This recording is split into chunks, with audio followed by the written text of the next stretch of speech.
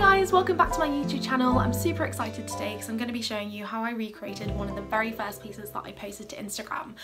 This is something that I like to do every so often. I think it's a really good exercise to do if you've been practicing an art for quite a while now. It just gives you a really great sense of achievement, and you know, you can really see how far you've come. So if you're in the same position as me and you want to recreate one of your earlier pieces, please do get in touch. I would love to see what you've created. So yeah, send those to me at caitlligraphy@gmail.com. And finally, I hope you guys enjoyed the video. Please give it a like and subscribe to me if you haven't already, and of course leave any comments down below with anything you might want to see in the future. Thanks guys, bye!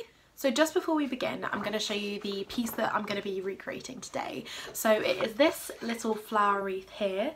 As you can see, it's pretty good. I think it was probably the first flower wreath I ever made. So I was really proud of it at the time. The only thing was there were kind of bits where you can kind of see there I sort of ran out of room a little bit. Sort of the flowers weren't perfect, but I was really proud of it as a first attempt. If you've been following me on Instagram or even on TikTok, you'll probably know that I'm a big fan of flower wreaths. I do them quite a lot. So I've had quite a bit of practice at them now. So yeah, I was really excited to recreate this and sort of put to use some of the techniques that I've picked up over the course of the last year. So yeah, next I'm gonna go through all of the materials that I used to create this, so stay tuned for that. So if you guys want to create this piece too, in order to do that, you're just gonna need these materials that I've got here. So the first thing, probably the most important thing, is obviously the paper. You want to make sure that you get like pretty good quality paper. It doesn't have to be crazy good quality, but anything that's like relatively thick will do. I've got here the Canson mixed media pad, which is 200 grams per square meter. So the higher this number is, the thicker the paper will be and the more high quality it will be. I find this pad, the paper in this pad is quite good because it's not like the highest quality, so it's not really expensive, but it's good enough quality so you can practice on it and not worry too much about making mistakes. So that's the first thing. The second thing is you're going to need something round. I've just got a bowl here. Anything round will do. Make sure that it's kind of roughly fits onto your paper quite nicely. Also, you'll need a pencil and a rubber or eraser, whatever you want to call it. Yeah, pretty simple though. You should probably have those already. Another thing is either your choice of watercolours, inks, whatever you really want to paint with. I'm using Ecoline liquid watercolours. So I've got kind of quite a big range of different colours here. I'll put all the different colours that I've used in the description box below, and along with links on where to get this and all the other products that I'm using. I've also got a black brush marker. This is a Karen Brush Marker Pro. You can use any brush pen you want. You can even use black ink or black watercolour or black Ecoline ink if you want. And then the final two things that I've got are just water and various sized brushes, and also just a piece of kitchen towel to kind of dry things off on.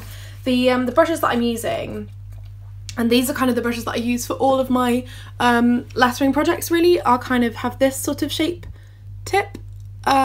I don't really know, to be honest, technically what that's called, but I find that this kind of tip in general is the most useful, not only for brush letting but also for lettering flowers and things like that.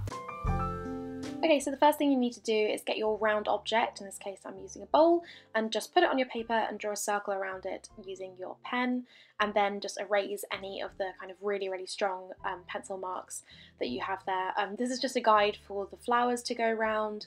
You don't really want to see it afterwards, it just kind of helps you get more of like a circular pattern. Then after that, just write your chosen lettering in the centre of the circle. In this case I'm just writing Happy Day, which is the same as what I wrote in my original piece.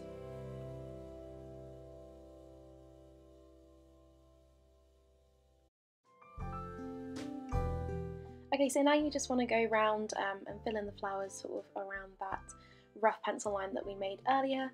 I'm not going to tell you exactly how to draw watercolour flowers, because honestly I'm not an expert, and I still have a long way to go before becoming an expert. So what I will do is leave some links to some YouTube channels that I found really helpful when I started doing watercolours and flowers in particular, and hopefully that'll help you out better than anything that I could provide.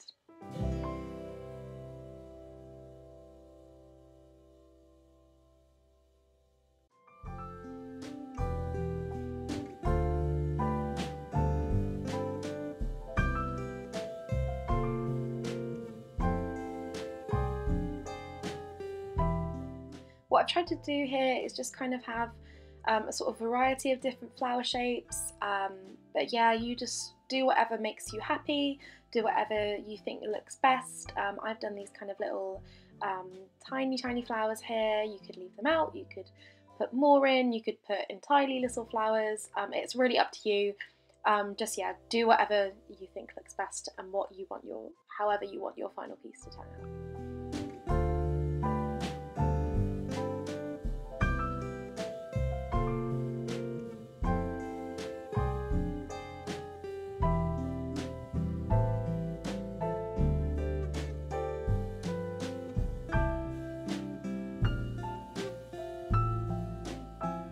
Okay, so now that I'm happy with how my watercolour flowers look, I've just got some green ink and I'm going back in and adding a load of stems.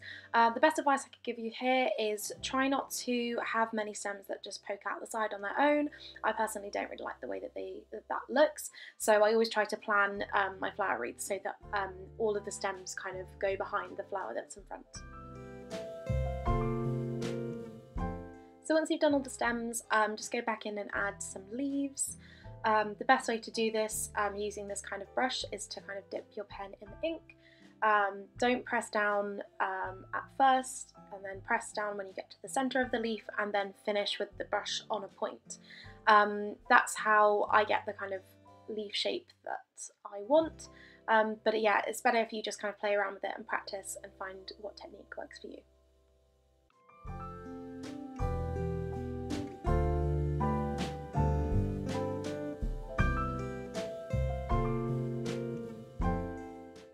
Okay, so now that I've added all the stems and leaves to my flowers, I'm just going back in and adding some kind of leafy twig things, however you might call them.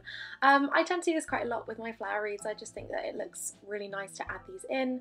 It just gives it a bit more of a pop of green, and also can help to fill out some of the bare areas in your flower wreath if there are any. So yeah, leave these out if you want to, but I always like to add them in.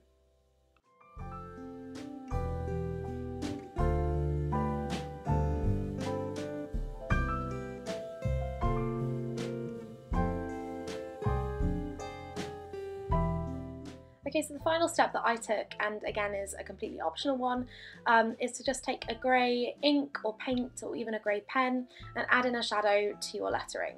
I would advise that you wait until your lettering is completely dry to do this, because otherwise you might find that it bleeds a little bit into the wet ink, which happened a little bit here, to be honest. But yeah, I think this is a really nice additional step. As I said, it's optional, but I think it just gives the lettering a bit of a pop.